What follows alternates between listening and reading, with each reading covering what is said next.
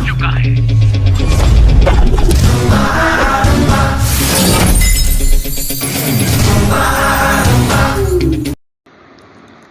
Hello friends, I am Aniruddh Yadav. Welcome back to my YouTube channel. तो दोस्तों, आज 9th class का मैं सिलेबस बता रहा हूँ, हिंदी सब्जेक्ट हिंदी। तो दोस्तों, वीडियो अच्छी लगे तो सब्सक्राइब एंड लाइक कर लेना। तो आइए दोस्तों, वीडियो स्टार्ट करते हैं।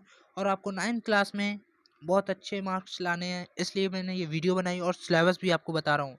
और आगे भी आपको वीडियो मिलती रहेंगी। तो आइए दोस्तों, लेट्स गो। हिंदी पाठ्यक्रम आ बोलूं या ए बोलूं, कोई फर्क नहीं पड़ता है। ए बोल रहा हूँ मैं। हिंदी पाठ्यक्रम ए, कोड संख्या 002। ठीक है। कक्षा 9वीं हिंदी ए, परीक्षा हेतु पाठ्यक्रम विनिर्देशन सत्र 2021-2022। ठीक है। आपको निर्धारित समय दिया जाएगा 3 घंटे का। 3 घंटे का। और आपका ये टोटल मार्क्स होगा 80 का। ठीक है। आगे बढ़ते हैं। परीक्षा भार विभाजन। परीक्षा भार विभाजन।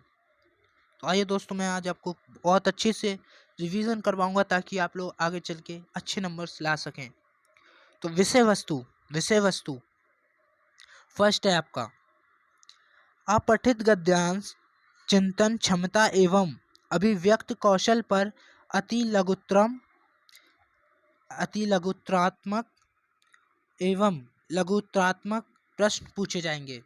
तो दोस्तों, जो आप गद्यांश कर रहे हो, मतलब वर्कशीट आपकी जो आती होगी, अभी अभी आ रही 1 से 8 तक आ चुकी हैं। जो वर्कशीट आ रही है ना, वो गद्यांश जो दिए उनको सही से रिवीजन कर लो। आपके ये नंबर्स आपको पूरे मिलेंगे, पूरे पूरे 10 के 10 मिलेंगे, अगर आप लोगों ने गद्यांश सही से पढ़ लिया और उसकी रिवीजिंग कर ली अच्छी तरीके से। तो दोस्तों, आइए आगे बढ़ते हैं। एक अपठित गद्यांश 100 से 50 शब्दों के 100 से 50 शब्दों का दिया जाएगा आपको अपठित गद्यांश। तो उसको पढ़कर आपको आंसर देना है। एक प्रश्न के 2 नंबर। एक प्रश्न के 2 नंबर। ठीक है। तो आइए दोस्तों, आगे बढ़ते हैं।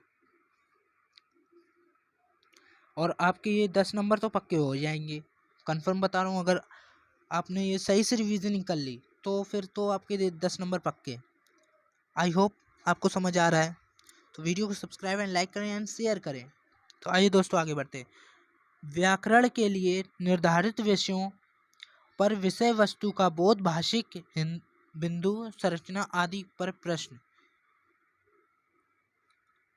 तो आइए, व्याकरण। आपको व्याकरण आपकी मैम पढ़ा रही होगी। अगर पढ़ चुके हो तो अच्छी बात है, और नहीं पढ़े हो तो अब दिल लगाकर पढ़ लो, क्योंकि आप लोग 8 तक तो पास हो गए। आप पास होने वाले नहीं हो। अगर सही से पढ़ोगे तभी पास होगे। तो आइए दोस्तों, आगे बढ़ते हैं। व्याकरण। शब्द निर्माण उपसर्ग।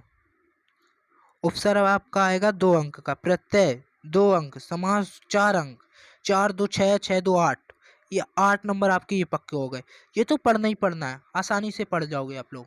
इतना ये आसानी से, कोई दिक्कत नहीं है। आगे बढ़ते हैं। अर्थ की दृष्टि से वाक्य भेद। ये आपकी मैम पढ़ाएंगे आपको, और नहीं भी पढ़ाएंगे तो मैं इस पे वीडियो बना दूंगा बहुत जल्दी। ठीक है। आगे बढ़ते हैं। अलंकार 4 अंक। बताओ, अलंकार 4 अंक की क्या आएंगे? कितनी आसान पेपर आएगा, बताओ। शब्दालंकार, अनुप्रास, यमक, श्लेष। अर्थ अलंकार, उपमा रूपक, उत्प्रेक्षा, अतिशयोक्ति, मानवीकरण। ये आपके अलंकार हैं, नेम दिए हुए हैं। इनकी रिवीजनिंग सही से करना, एकदम बिल्कुल ऐसे करना, कभी भी कहीं कोई भी पूछ सके तो आप चुटकियों में आसानी से जवाब दे सके। ठीक है। आगे बढ़ते हैं। ये आपके 16 नंबर हो जाएंगे। 16 नंबर। एक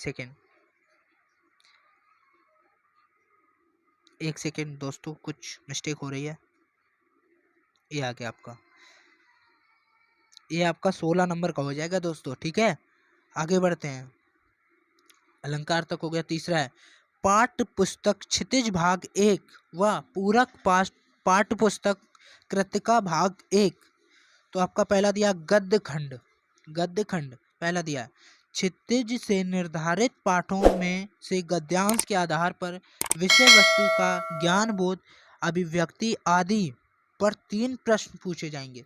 जो आपकी क्षितिज बुक है ना, उससे एक मतलब पार्ट ले लिया जाएगा, उसे गद्यांश के रूप में आपको प्रदर्शित किया जाएगा और फिर उससे आपको 3 प्रश्न दिए जाएंगे। 3 प्रश्न, उसके 2-2 नंबर होंगे, 2-2, ठीक है, मतलब कि 6 नंबर हो गए आपके। ओके, आगे बढ़ते हैं।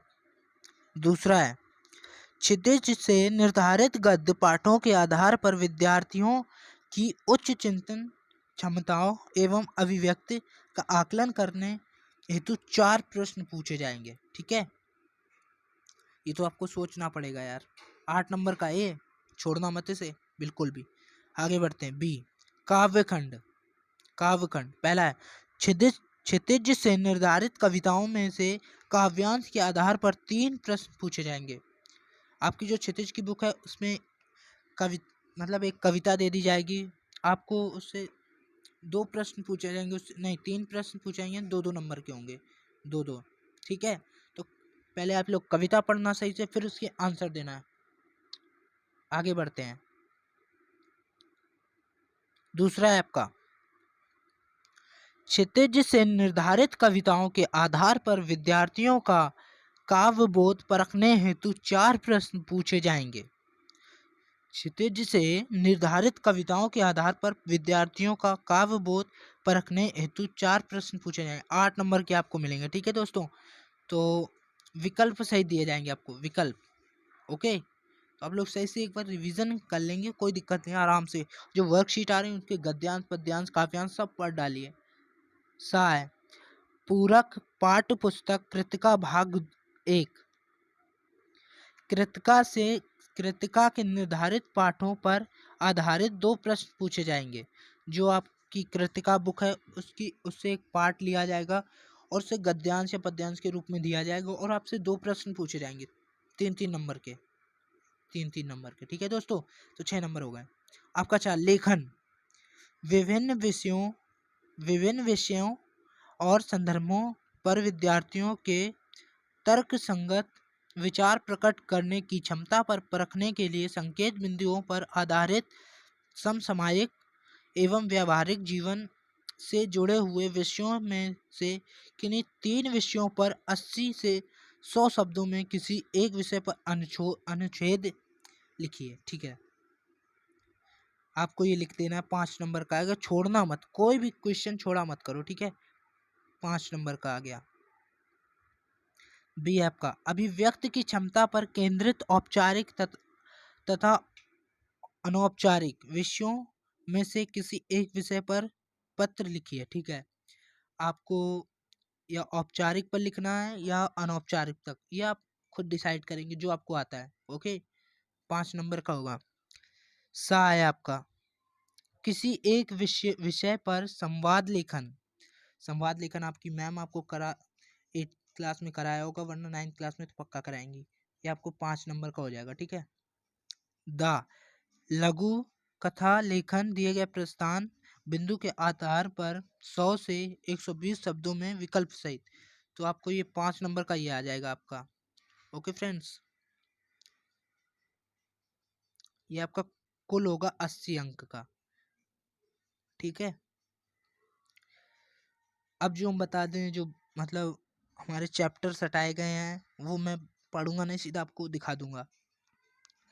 निर्धारित पुस्तकें, आपको हिंदी तो पढ़ना आती होगी, पढ़ लेना, कोई दिक्कत नहीं है, स्क्रीनशॉट ले लेना।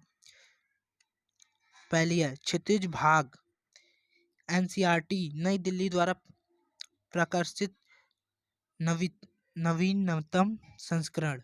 कृतिका भाग 1, एनसीईआरटी नई दिल्ली द्वारा प्रकाशित नवीनतम संस्करण। नोट, पाठ्यक्रम के निम्नलिखित पाठ हटा दिए गए हैं। तो दोस्तों ये देखिए, ये आपके पाठ हटा दिए गए, इसको सही से पढ़ लेना, एक बार रिवीजन कर लेना और अच्छे नंबर लाना। कमेंट बॉक्स में ज़रूर बताना वीडियो कैसी, आई होप आपके समझ में आया होगा अच्छे से। तो दोस्तों वीडियो को subscribe and like and share your friends. Thanks for watching this video. Next video बहुत जल्दी आएगी।